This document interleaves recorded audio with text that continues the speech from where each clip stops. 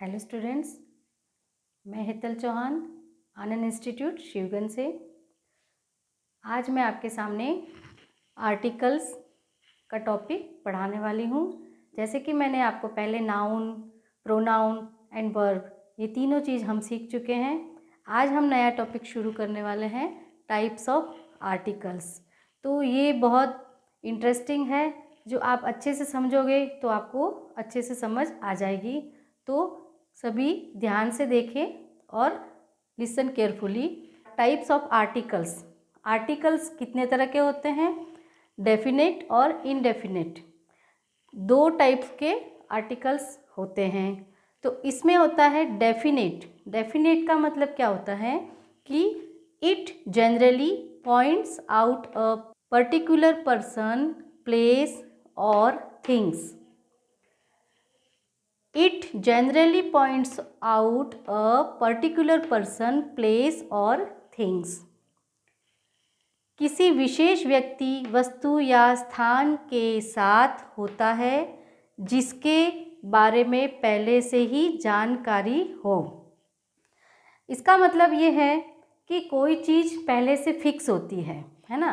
कोई उसमें ऐसे कुछ भी मतलब फिक्स चीज़ होती है, उसमें कोई आगे पीछे कुछ भी नहीं है कि अंदाज़ा लगा रहे हैं कि ऐसा कुछ भी नहीं है। इसमें एक पर्टिकुलर चीज़ होती है, फिक्स चीज़ होती है, उसके बारे में बताया जाता है। तो जो चीज़ फिक्स होती है उसके लिए हमेशा आर्टिकल्स में क्या आता है? द। क्या आएगा? द। तो उसका एक एग्जाम्पल हमने यहाँ लिया हुआ है, उसके द्वारा मैं आपको समझाना चाहती हूँ। तो एग्जाम्पल है, पापा दरवाजे पर कोई या एक लड़का है, आपसे बात करना चाहता है। ध्यान से सुनना, पापा दरवाजे पर कोई या एक लड़का है, आपसे बात करना चाहता है। और एक होता है, पापा दरवाजे पर वो लड़का खड़ा है, आपसे बात करना चाहता है। तो बच्चों आप देखो, आपको इन दोनों सेंटेंस में कुछ फ़र्क नज़र आएगा, और नहीं आ रहा है तो मैं आपको समझा रही हूँ कि इसमें क्या फ़र्क है। तो फर्स्ट एग्जाम्पल में जो दिया है, पापा दरवाजे पर कोई या एक लड़का है, मतलब कि बच्चे को ये नहीं पता कि वो लड़का कौन है ना। इसलिए उसने बोला है कोई या एक लड़का खड़ा है और वो आपसे बात करना चाहता है। और दूसरे में दिया है कि पापा दरवाजे पर वो लड़का खड़ा है जो आपसे बात करना चाहता है। तो इसमें ये वो लिखा है, उससे ये साबित होता है कि बच्चे को पापा ने पहले बताया हुआ है कि कोई लड़का आने वाला है और वो बच्चा इस लड़के को जानता है। तो इसलिए ये चीज़ होती है, ये पापा दरवाजे पर वो लड़का खड़ा है, वो आया है, इसका मतलब है कि ये फिक्स है कि वो चीज़ को जानता है। तो जो चीज़ फिक्स है मतलब एकदम परफेक्ट है कि हाँ वो लड़का उसको जानता है, इसलिए वो ये कह रहा है कि पापा दरवाजे पर वो लड़का आया है। और इसमें है कोई और एक, कि उस बच्चे को पता नहीं है कि कौन सा लड़का आने वाला है। तो ये कोई और एक, ये अंदाज़ा लगाया जा रहा है, और इसमें उसको पता है कि पापा दरवाजे पर वो लड़का है जिसको वो जानता है। तो जब ऐसी चीज़ होती है तो इसको हम डेफिनेट आर्टिकल्स बोलते हैं। तो जब डेफिनेट आर्टिकल्स होता है तो उसमें क्या आता है? द। कैसे? जैसे कि द कहाँ का लगता है? तो द के लिए हमेशा आएगा, जैसे होता है ताजमहल। ताजमहल क्या है? फिक्स है और वन ही है, तो इसमें क्या आएगा? ताजमहल। तो उसके लिए क्या लगता है? The Taj Mahal, the moon, the sun, है ना। तो द कहाँ आता है? जो एंटिक चीज़ होती है, जो एक ही होती है, उसके लिए क्या आता है? ये द। क्या आएगा उसमें? द। तो अब आपको पता होना चाहिए कि जो चीज़ वन होती है, एंटिक होती है, और जो चीज़ फिक्स है, शुरुआत से, तो उसके लिए हमेशा डेफिनेट आर्टिकल्स आता है। डेफिनेट में कौन सा आर्टिकल आता है? द।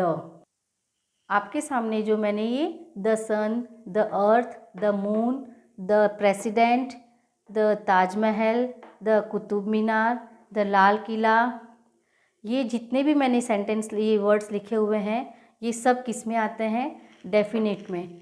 और डेफिनेट में इसलिए आते हैं क्योंकि सन क्या है? एंटीक है, क्योंकि एक ही होता है। अर्थ क्या है? एंटीक है, एक है। मून भी एक ही होता है। प्रेसिडेंट एक पर्टिकुलर नाम है ना, तो इसके लिए प्रेसिडेंट के लिए भी क्या लगेगा? द लगेगा। ताजमहल है, ताजमहल भी एक ही होता है। कुतुब मीनार, लाल किला, तो इसलिए इन सब के सामने क्या आता है? द किसके लिए आया है? जो फिक्स्ड है ना, पहले से वो फिक्स्ड है, उसके लिए हम हमेशा द लिखा जाता है। इसमें कोई भी अंदाज़ा नहीं लगाया जा रहा है, इसलिए जिस चीज़ में कोई अंदाज़ा नहीं लगाया जाता है उस चीज़ के हमेशा क्या आएगा? द। ऐसे ही कोई क्रमवाचक संज्ञा होती है, तो जैसे क्रमवाचक में कैसे, जैसे द लास्ट चैप्टर कौन सा है? लास्ट, तो इसलिए इसमें भी कौन सा आएगा? डेफिनेट टेंस में आएगा, द लगेगा इसमें। फिर फर्स्ट टाइम, द, उसके लिए भी द लगेगा क्योंकि ये फर्स्ट लिखा हुआ है, टाइम है, फर्स्ट टाइम फिक्स है। द थर्ड मेंबर, तो इसके लिए भी क्या आएगा? क्यों आएगा? क्योंकि यहाँ थर्ड मेंबर फिक्स्ड है।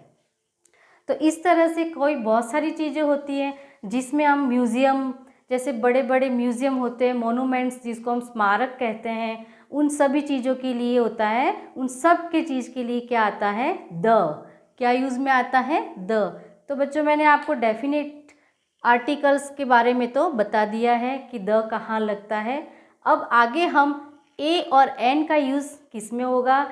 वो होगा इनडेफिनेट टेंस में। तो इनडेफिनेट के बारे में अब मैं आपको बताने जा रही हूँ कि द का तो आपको पता चल गया है, अब ए और एन का यूज़ हम कहाँ करेंगे वो आपको बताने जा रही हूँ।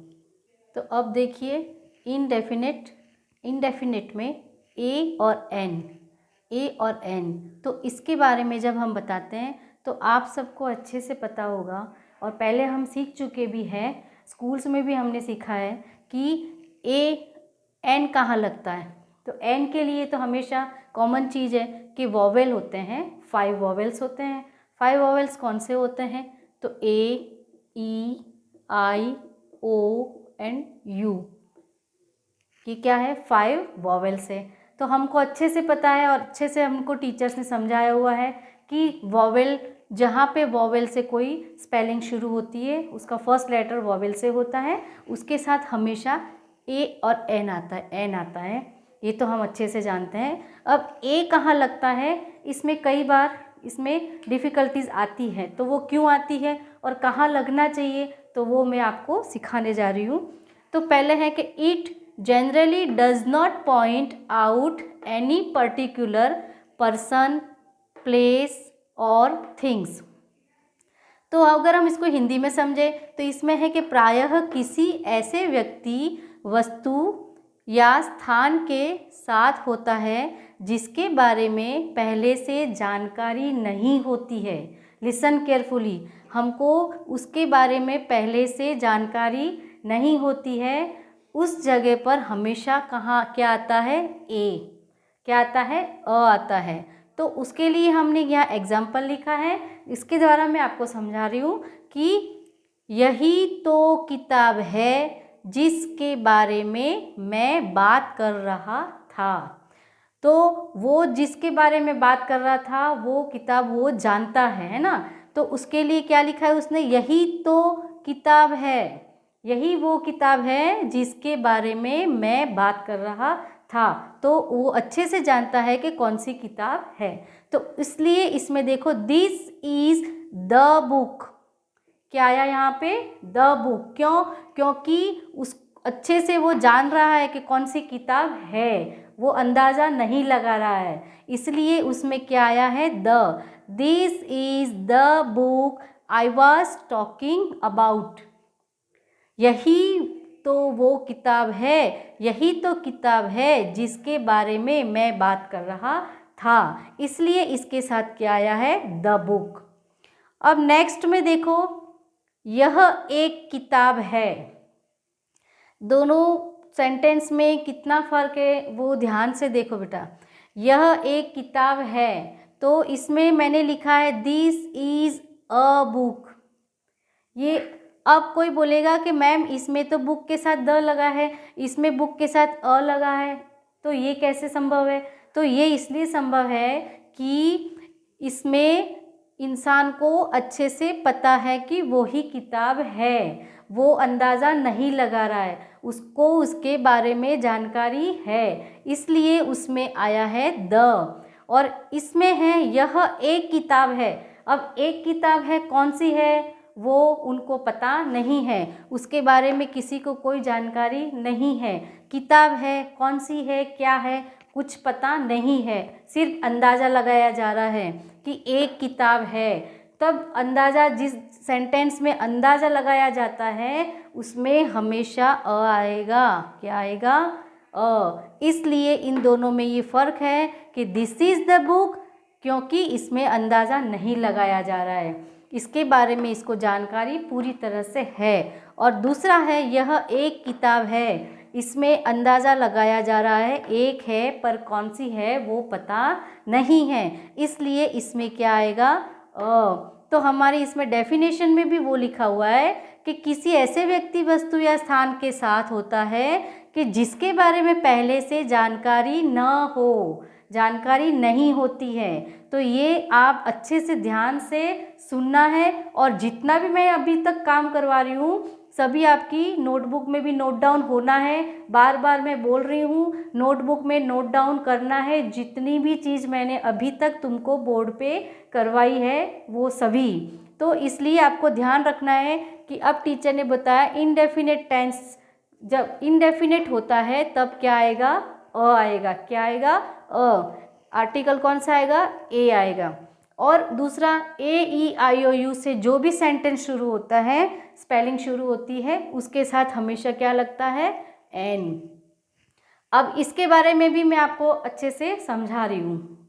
तो अब मैं आपको ये बता रही हूँ कि एन का यूज़ कहाँ पे होता है। तो ये तो सिंपल है कि जहाँ वॉवेल से कोई भी साउंड शुरू होता है, वॉवेल साउंड से जो शुरू होने वाला स्पेलिंग, उसमें हमेशा एन आता है। तो अब आप देखोगे कि इसमें आपने टीचर एच लिखा है और ओ यू आर लिखा है, तो इसको तो हम हवर पढ़ेंगे, तो हवर में तो कैसे एन आएगा? तो ये गलत है बेटा, एच हमेशा साइलेंट रहता है इसमें, और इसको हम बोलते हैं आवर। क्या बोलते हैं? ओवर। ओवर यानी ओ से शुरू होने वाला शब्द है, इसलिए इसमें आता है ए एन एन, है ना। उसके बाद है, इसको भी हम हॉनेस्ट नहीं पढ़ते हैं, इसको हम पढ़ते हैं ऑनेस्ट। क्या पढ़ा जाता है? ऑनेस्ट। इसमें भी एच जो है वो साइलेंट वर्ड है, इसलिए इसके आगे क्या लगता है? ए एन एन आर्टिकल में। फिर जैसे ऑरेंज, तो ये इजी है कि ऑरेंज का ओ से शुरू हो रहा है, इसलिए एन आ रहा है। फिर है आइसक्रीम, तो एन आइसक्रीम होगा क्योंकि वॉवेल है इसमें। अब अम्ब्रेला में यू है, तो यू भी वॉवेल में से आता है, इसलिए उसके आगे क्या लगता है? A an N. अब ये देखोगे आप, एक चीज़ मैं और आपको समझाना चाह रही हूँ कि इसका पहला वर्ड ये यूनिवर्सिटी लिखा हुआ है, ओके। यूनिवर्सिटी के अंदर फर्स्ट जो लेटर है वो यू से शुरू होता है। तो आप कहोगे कि टीचर आपने इसमें ए क्यों लिखा हुआ है? तो इसके अंदर अम्ब्रेला में भी यू है, तो टीचर ने ए एन का यूज़ किया है आर्टिकल, और इसमें टीचर ने यू आ रहा है, तो यू तो वॉवेल साउंड है, तो इसके आगे ए क्यों आ रहा है? तो इसका एक कारण है बच्चों कि आप हमेशा नोट करना इस चीज़ को, और ध्यान से सुनना कि जब हम अम्ब्रेला बोलते हैं, तो अम्ब्रेला बोलते हैं तो पहला साउंड क्या निकलता है? अ। क्या निकलता है? अ। तो अ क्या है? वॉवेल है, तो इसीलिए इसमें लिखा जाता है, स्पेलिंग तो यू है लेकिन हम बोलते हैं इसको अ, अम्ब्रेला। तो अ साउंड आ रहा है, इसलिए इसके आगे ए एन एन आर्टिकल आता है। लेकिन जब हम यूनिवर्सिटी बोलते हैं तो इसका साउंड क्या निकलता है हमारे मुंह से? यू। क्या निकलता है? यू। तो यू इसमें नहीं है ना। तो यू के लिए क्या आएगा, यू इस साउंड में वोवेल में नहीं आता है, इसलिए इसके लिए हम क्या लिखते हैं, अ। तो ये चीज़ हमेशा ध्यान रखना है कि फर्स्ट लेटर का जो साउंड है वो इस वोवेल साउंड से मिलता होना चाहिए, तो उसी की जगह पर ए एन आर्टिकल आता है, वरना आगे अगर कोई भी वोवेल लिखा होगा तो भी उसका साउंड इसमें से किसी का नहीं होगा, तो उसमें एन नहीं लगेगा। ठीक है, तो इसलिए जैसे आपने देख लिया कि यू होते हुए भी दोनों के आर्टिकल्स अलग अलग हो रहे हैं, क्योंकि इनके दोनों के साउंड अलग अलग आ रहे हैं। इसका अम्ब्रेला में अ साउंड आ रहा है और इसके अंदर यू साउंड आ रहा है, इस वजह से इसके आगे आर्टिकल ए लगता है और इसके आगे आर्टिकल ए एन लगता है। तो मैं आपको कुछ सेंटेंस और होमवर्क के लिए लिखवाने जा रही हूँ, तो आप उसको अच्छे से नोट डाउन कर लीजिए। तो ये कुछ मैंने सेंटेंस आपके सामने लिखे हैं, वो अच्छे से ध्यान से देख ले। इसमें फर्स्ट है, ही is an artist, he is an artist. तो इसके लिए ए से शुरू हो रहा है आर्टिस्ट, इसलिए और साउंड भी आ का आ रहा है, इसलिए इसके आगे क्या लगता है, a an an. He is an honest man, जैसे कि मैंने आपको पहले बताया है कि इसको हम ऑनेस्ट पढ़ते हैं और इसमें एच जो है वो साइलेंट रहता है, इस वजह से यहाँ पे क्या लगेगा, ए एन एन। उसके बाद है I study at a small university, तो इसमें ए लगेगा क्योंकि आगे एस है। उसके बाद है we used to live in the city centre, we used to live in the city centre. City centre एक फिक्स जगह है, इस वजह से यहाँ क्या लगेगा, द। ओके, उसके बाद are you a teacher, confirm नहीं है कोई चीज़, इसलिए इसके आगे क्या लगा है, a. Then after I have a 1 year daughter, तो इसमें आप देखो कि पहला साउंड ये 1 लिखा हुआ है, ओ लिखा हुआ है, तो अब आप कहोगे कि मैम ओ तो वोवेल में आता है, वोवेल्स में आता है, तो नो, वोवेल में आने के बावजूद भी 1 बोलते हैं, क्या बोलते हैं, 1, ओ एन ई 1 बोला जाता है। तो इसका जो साउंड है वो निकलता है व साउंड निकलने के हिसाब से यहाँ पर क्या आर्टिकल आता है, ए आता है, इसमें एन नहीं आएगा, क्योंकि इसका जो फर्स्ट का लेटर का साउंड हमारे मुंह से जो निकल रहा है वो व निकल रहा है, इस वजह से यहाँ पे आर्टिकल कौन सा आएगा, ए आर्टिकल्स आएगा। उसके बाद है शी वॉज बियरिंग एन अगली ड्रेस, अगली ड्रेस में पहला लेटर क्या है अगली का, यू, तो यू क्या साउंड है, इसमें यू होने के बावजूद भी इसका जो साउंड है वो अ निकल रहा है, तो वो वोवेल में आने के कारण इसके आगे क्या आता है, a an an. Then after he is an engineer, तो इंजीनियर का ई जो है वैसे भी वोवेल है और इसका जो साउंड निकल रहा है वो भी ई से निकल रहा है, इसलिए यहाँ क्या लिखा हुआ है, ए एन। तो मैंने जो आपको ये सेंटेंस समझाए हैं कि कहाँ पे ए एन लगेगा, कहाँ पे द लगेगा और कहाँ पे ए लगेगा, तो अब आपको सेल्फ ऐसे ऐसे 5 सेंटेंस ए के, एन के एंड द के, आपको 5 सेंटेंस अपने आप लिखने हैं और उसमें से आपको पूरा 5 सेंटेंस लिख के उसको पक्का करना है और कहाँ क्या लगेगा वो आपको डिसाइड करना है, और उसके बाद आपको होमवर्क में 5 सेंटेंस लिखने हैं। तो आज का हम ये जो लेक्चर है अभी यहीं पर फिनिश करते हैं। Okay, stay safe, stay healthy, goodbye, thank you.